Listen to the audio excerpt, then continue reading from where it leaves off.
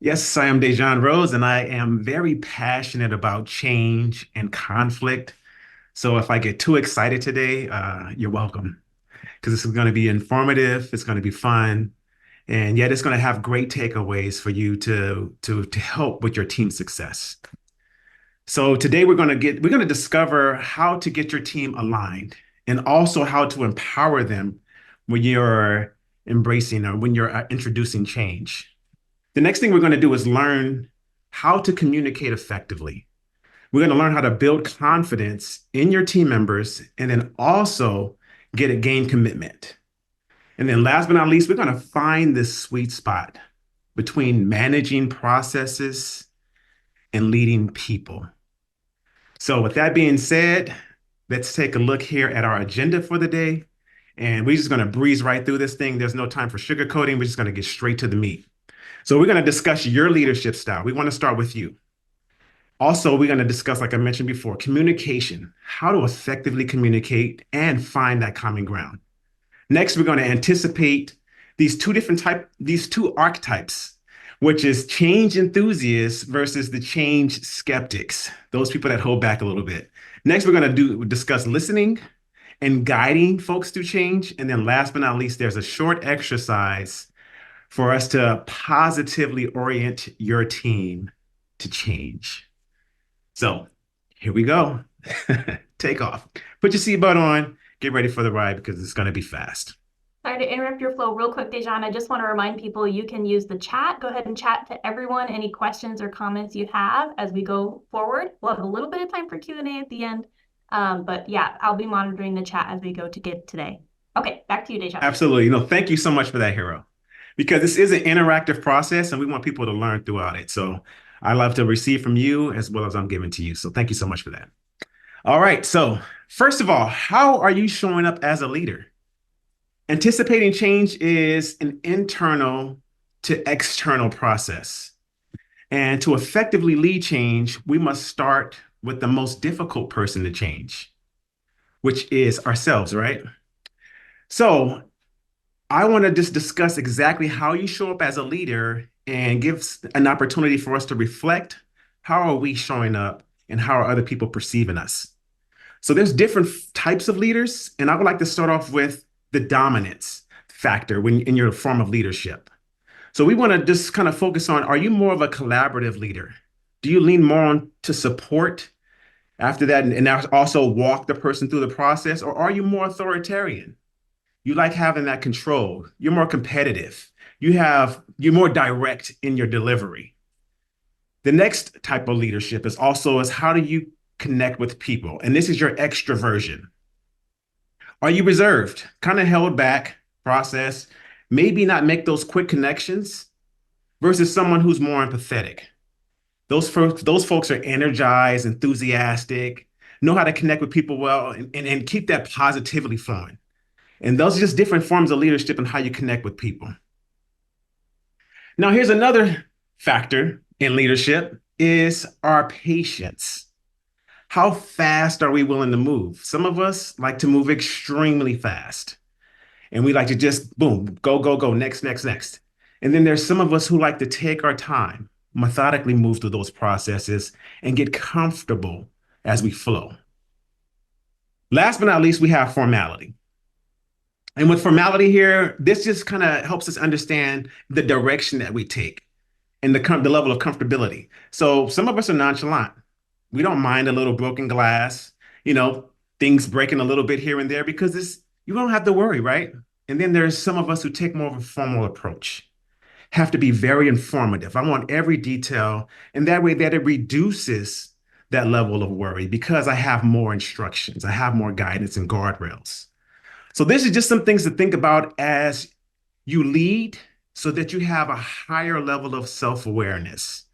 I love what Marshall Rosenberg says in his book, Nonviolent Communication. The more we are aware, the less we are automatic. And what we want to do is help be less automatic because everyone can flex and adapt.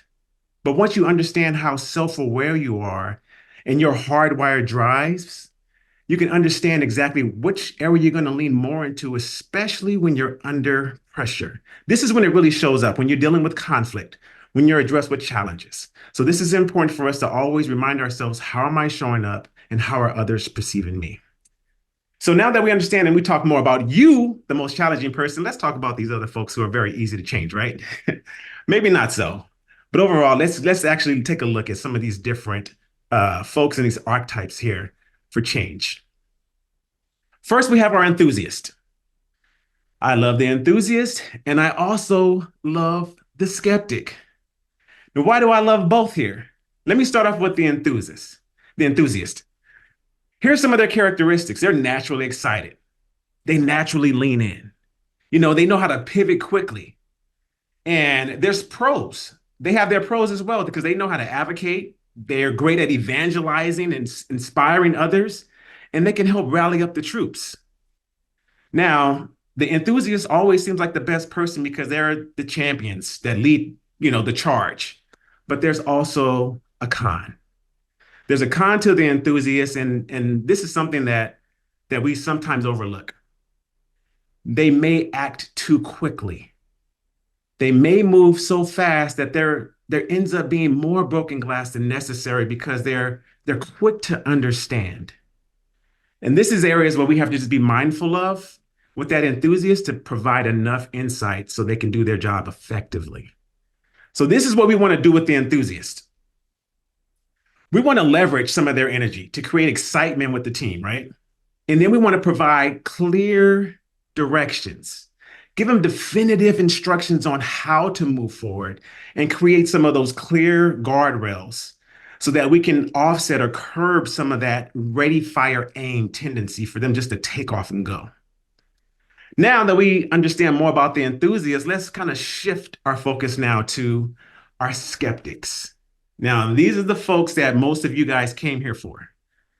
And their characteristics, they pause, they hesitate, they may ask a lot of questions, could be resistant, deflect, or even be aggressive in their approach because now you're you're advising them to get out of their comfort zone, something that they're definitely safe in. So you're saying, hey, we're going to do new and different. And this is something that definitely disrupts organizations. But let me tell you about their pros, because we don't always look at them as having a benefit or helping us along the process. So they help us find holes to fix in our communication. They help us identify those gaps so we can bring clarity in making sure that everyone is moving forward. They help us identify what some of the people are feeling and afraid to say. So this helps us focus on the why and reiterate it over and over and over again, because that is extremely important when you're moving forward. Now, obviously, there's cons with skeptics. So the con is that they typically slow down. They may cause some friction. As I mentioned before, they disrupt some things, especially in your organization or your team. And it's important to understand where they're coming from and have some empathy along that process in order to assist them and get them out of that area. So this is what you want to do with the skeptic. You want to create a safe place, create that psychological safety so that you can create that, I would say, a speak up. You want to invite them to have a speak up culture. You want to hear what they have to say and allow them to be transparent.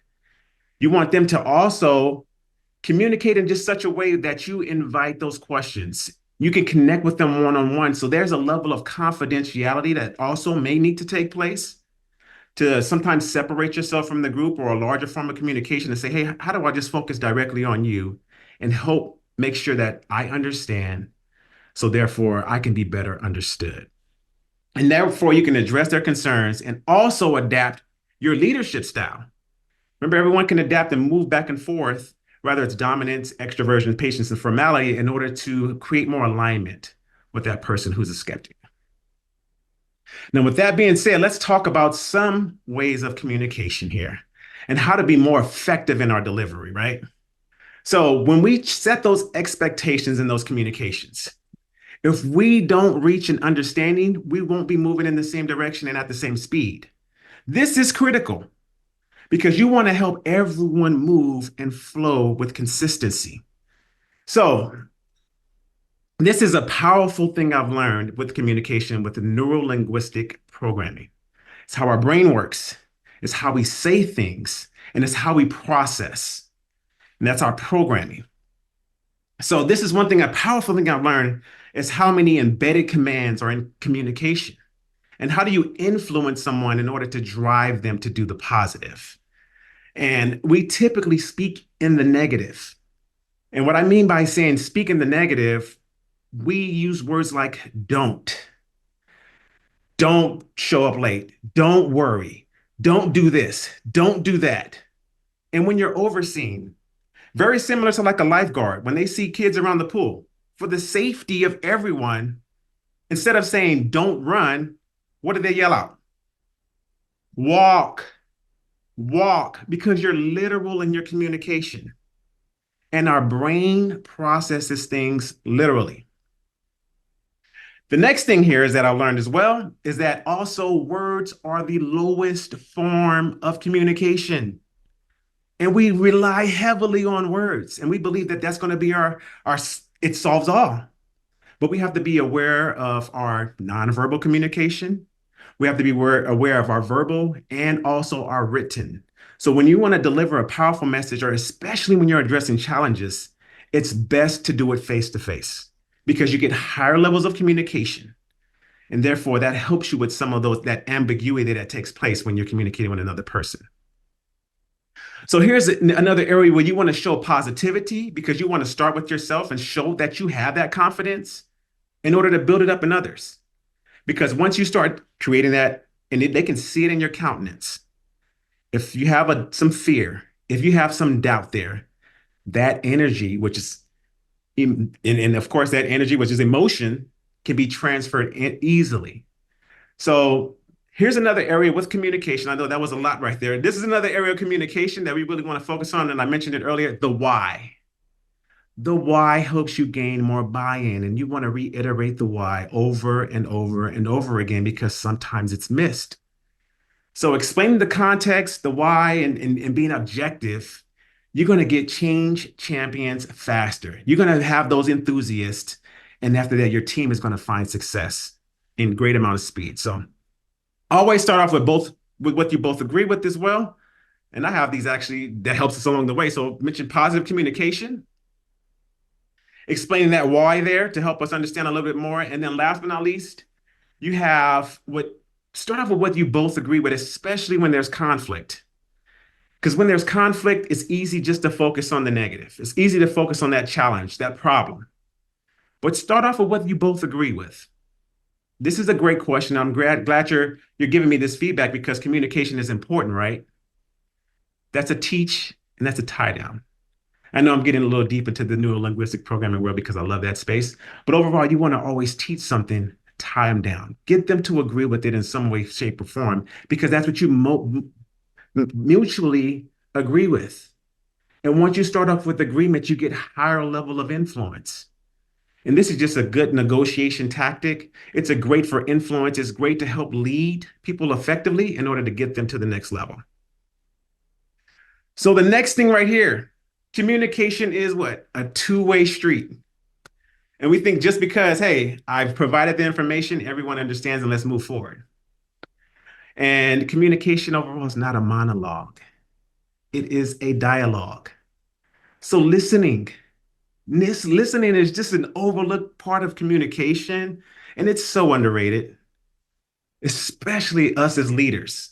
With always giving directions and giving directives, it's like, how can we take the time to pause and listen or invite those questions, uncover their why, understand what is the root cause that's holding them back to those skeptics, and it helps them not be so change averse. So in order to really, really cause and drive change, first, we must understand and then be understood. If you take away anything from communication, if you take the time to first understand and then be understood, you'll realize that your level of influence, your level of connection is going to be much higher than ever before. So here's a brief description on how you're going to build and connect with people to listen better.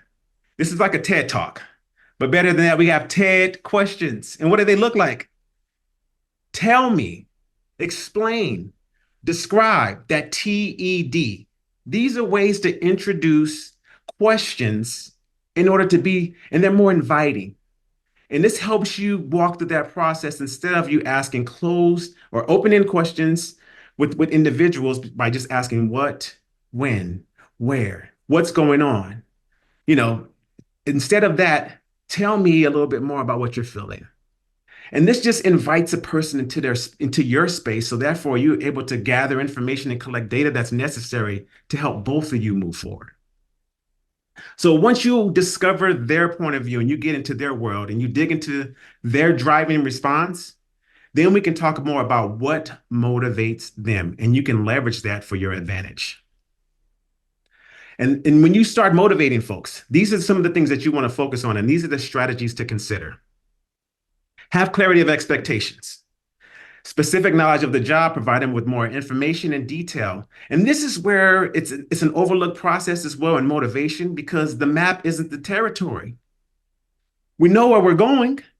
How do we get there? Because there's going to be some ups, there's going to be some downs. And those emotions are going to shift throughout the process, and we have to navigate and guide them through that process.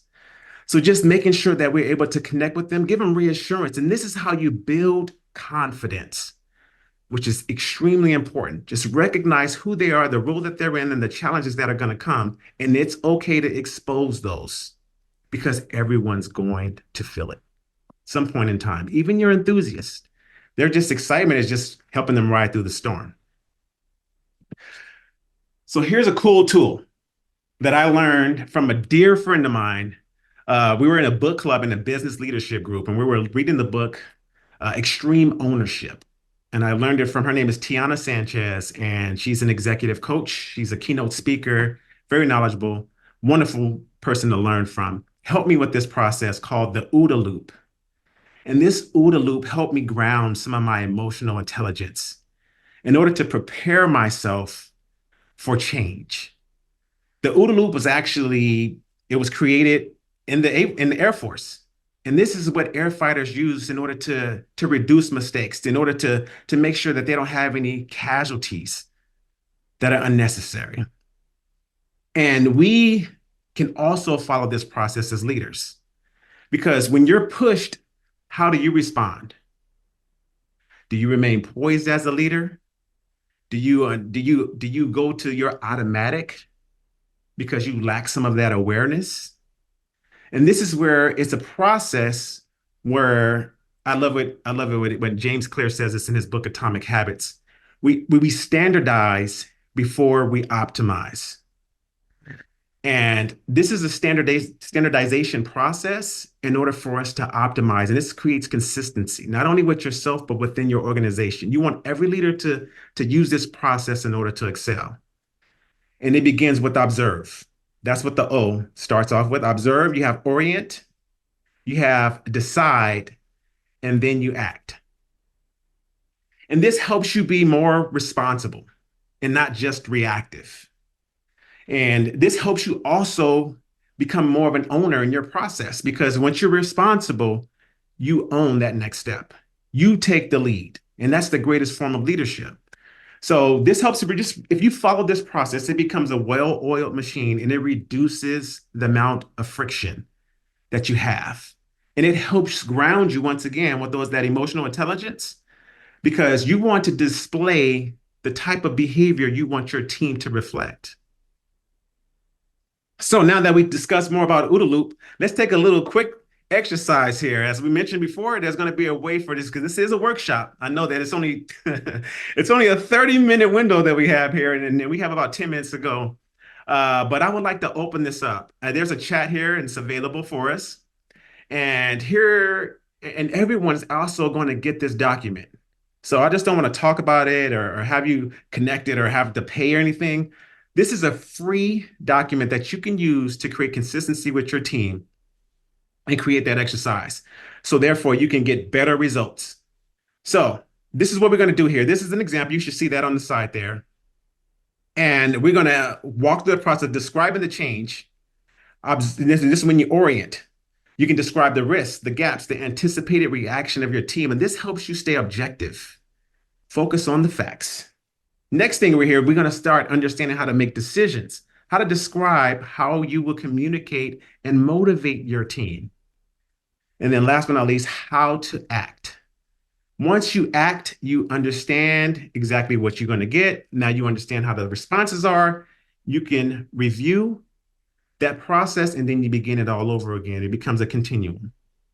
And you can make adjustments according to your results. So, all the attendees here today, I would love to hear what you think is most easiest about this process of OODA loop. And then also, what do you find challenging? What do you find challenging about OODA loop? And we can just discuss this live right now. I just want to get you some of your feedback, and we're going to do it in this large group because everyone gets an opportunity to learn.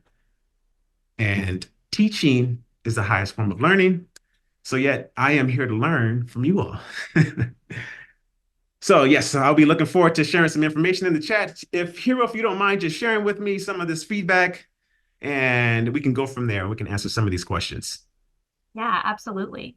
So we'll give everyone a moment to download the link in the chat and review those questions. Please absolutely go ahead and type in the chat and share with us, like DaSjaun said, what are you finding easiest or most inspiring about this change cycle with the OODA loop? And then maybe what is most challenging, or what questions do you have? We do have one question that someone sent in asking about predictive index profiles. Do we find that there's a correlation between specific factors or profiles and someone who's more likely to be a skeptic? I sent a quick answer in the chat that we typically see people with highest patience and highest formality to be skeptics because of their natural drive for patience and consistency, or to avoid mistakes. DaSjaun, would you have anything else to add to that? I think you nailed it on the head, Hero. Just to understand that their style is to move maybe a little bit slower in that process, or maybe need more information. So it's just having that patience and adjusting with them and making sure they also have time to reflect.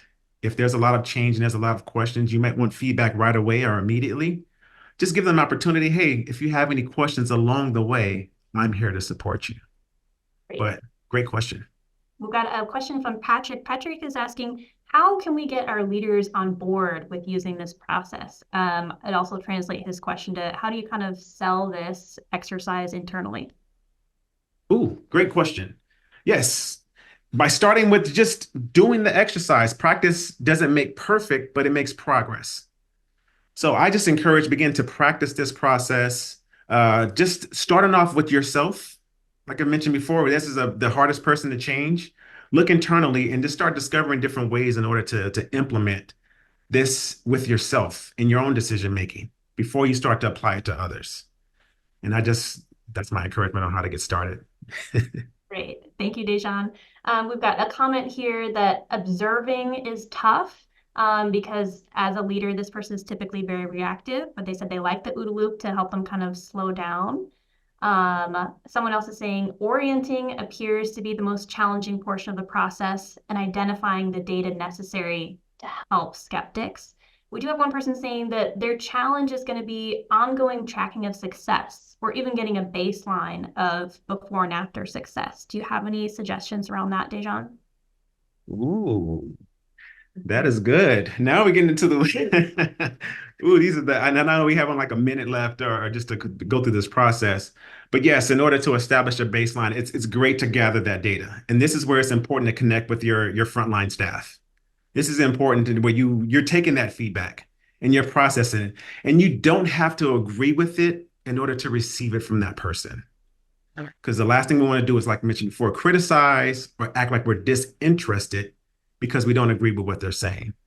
So value that information, take it and also start walking along the process, and you're going to learn because everything's new and different. So you just have to understand and just make it safe for folks to learn. Make that learning process also may look like failure to them. but it's the step towards success because you're always going to move forward. You're going to learn and everyone's going to grow from that. So That's thank you great. so Yeah. much for that.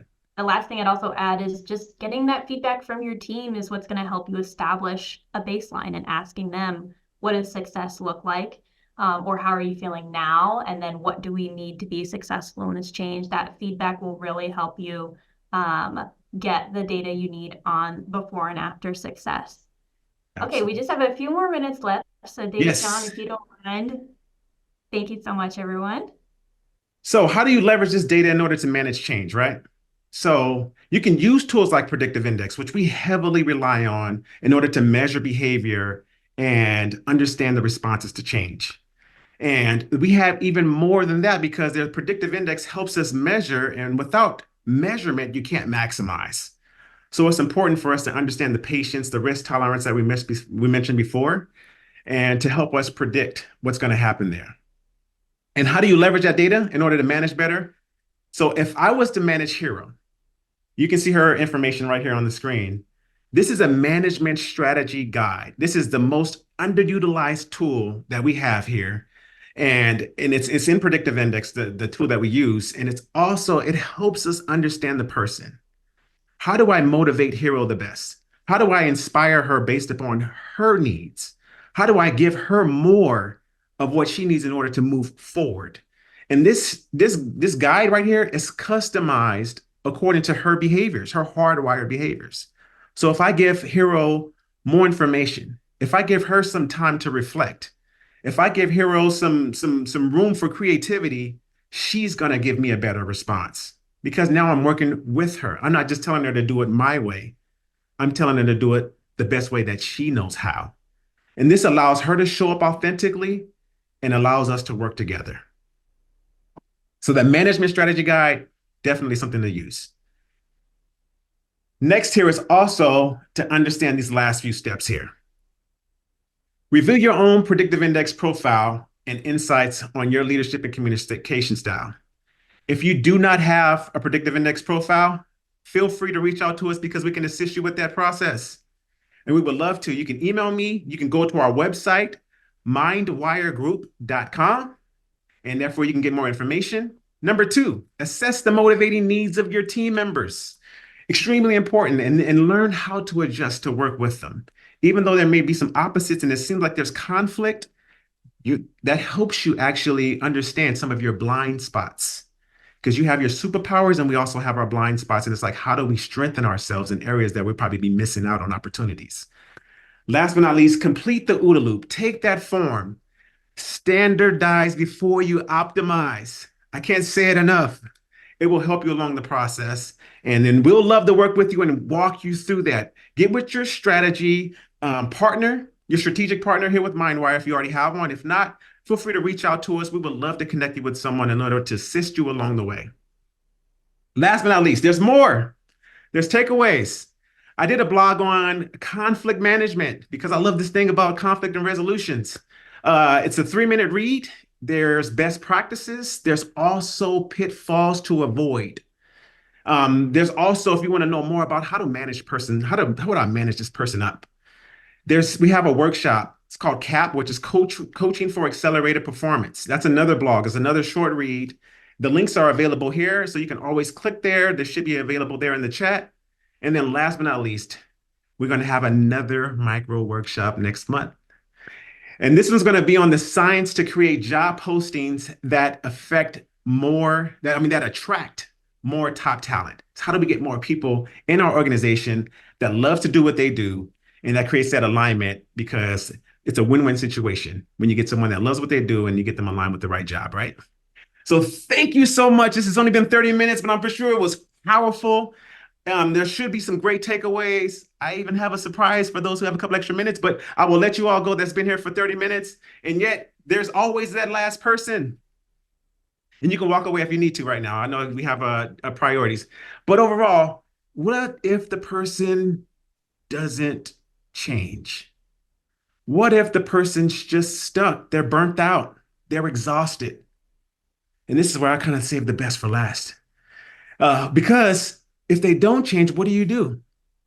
I would love to tell you that there's a magical formula to get everybody on board that's just ready to move forward. And we can change every skeptic to become an enthusiast. But I would be lying if I did so. So, how do you get that person motivated? How do you get that person to move forward? Sometimes you have to make sure that you take the time to connect, or you're going to have to make the time to correct. So take that time to connect with that person, find out what they need. And sometimes what they need is also assistance on getting out the door. This is something that you might not hear from a lot of management or leaders. You have to help them throughout that process to find out where they should be. Assist them and probably give them projects or something that's going to help them develop that skill in order to get to that next step. Sometimes we have to motivate them out the door because that's going to get them to where they need to be in alignment with an organization that's going to fit and suit their best needs. So I'm not telling you just to force them out the door, because as a leader, we shouldn't be looking to fire anyone. And this is something that where it's extreme ownership. Everyone has to own their behaviors and they have to own their emotions. So if anyone walks out the door, it's because they chose to take that route and they fired themselves. You as a leader should always be looking for the positive, looking to do what's great for that individual. And once you do, you relieve yourself of that responsibility because they have to own their steps. So therefore, if the person doesn't work out extremely well and they're not moving in the right direction, find another way to assist them. It's your job to guide them as a leader, and they will love and they will respect you for it. I promise you. And if you make a mistake along the way as a leader, it's easier to correct yourself and you are going to gain more respect, because the leader who auto corrects gets the most respect. It's okay to be transparent. I know our greatest need as a leader to always be right. And there's times we're wrong. So thank you so much. That was just an extra bonus nugget. Thank you for staying those extra 2 minutes if you did so. I appreciate you all. We look forward to working with you. And next month, join us again, April the 4th. We'll be here to support you. I'll stay on for just a little bit longer if there's any more questions that we can answer. But definitely email me, DaSjaun@mindwiregroup.com. Visit our website, and we look forward to seeing you on the brighter side. Have a great one, everyone. Thank you so much, Hero. Great. All right. Thank you so much, everyone. DaSjaun, the chat is just lighting up with people saying thank you, that they loved it. They loved that last nugget. Take time to connect or make the time to correct. That's really resonating with everyone. As I mentioned at the beginning of this, you will receive the recording and these slides. If you had someone that you invited and wanted them to see it, you can absolutely send them these resources to help them lead the change with you as well. We do have a question here. Rodney Roberts has his hand raised. Sure. Rodney, let me go ahead, and if you want to use the mic, I'll turn that on for you, or you can go ahead and put it in the chat. Awesome. So you can go ahead and unmute Rodney if you want to. Oh, he's going to use the chat. Okay, perfect. So Rodney, we'll wait for your question in the chat. Thank you, everyone. While Rodney's typing, DaSjaun, we did have someone who kind of wanted to know more about how to assess, let's see what it said on the OODA loop. It was the risks and gaps. You have a quick nugget on risks and gaps during the orientation phase? Risks and gaps, absolutely. And this is just a way to understand where some people may have gone to the edge or have to stretch outside of their comfort zones. And this is one of the areas where I mentioned before, you can expose what they're going to go through.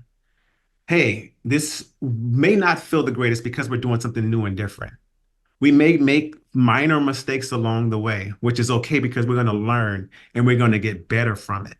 So this is that risk management there, kind of like exposing what's going to be obvious there that we usually don't talk about, because sometimes we think that journey, we can just jump over that process. And yet sometimes we have to go down through the valley of that process. So just helping them understand that you're there with them and going to assist them through those dark moments. And there's going to be some silver lining at the end, behind the cloud. There's going to be a light at the end of the tunnel. And you may not always know the risks. So this is where that communication comes into play, and just being able to listen and being open to receive. And usually those frontline staff can give you some of the greatest feedback that you've ever received before. So just invite that and just be transparent in those next steps. And this will help you out tremendously. Perfect. Yeah, I definitely echo that. Just relying on your staff to give you feedback, even those skeptics. is going to be really helpful. Rodney's asking, is there more info on the OODA loop and how to use it? So I think, Rodney, for that, I'd really encourage you, we'll follow up with you directly to kind of get some one-on-one insight for next steps, unless DaSjaun, you have another idea for Rodney here. There's examples on the form that we provided. So if you look at that second page, we gave you examples of how to get through the OODA loop. You can always Google it. I know that's another, resource, but overall, just check out the form that we have on the second side. Rodney, I would love to connect with you directly. Thank you so much for actually being here, and we can walk through that process personally. I would love to do that with you one-on-one. Looks like those were all the questions, and we're 6 minutes over our allotted time. So thanks so much for hanging out, everyone. Thank you, We really guys. appreciate it. As always, you can follow up with us, connect with us on LinkedIn, and we're happy to help and answer any more questions you have.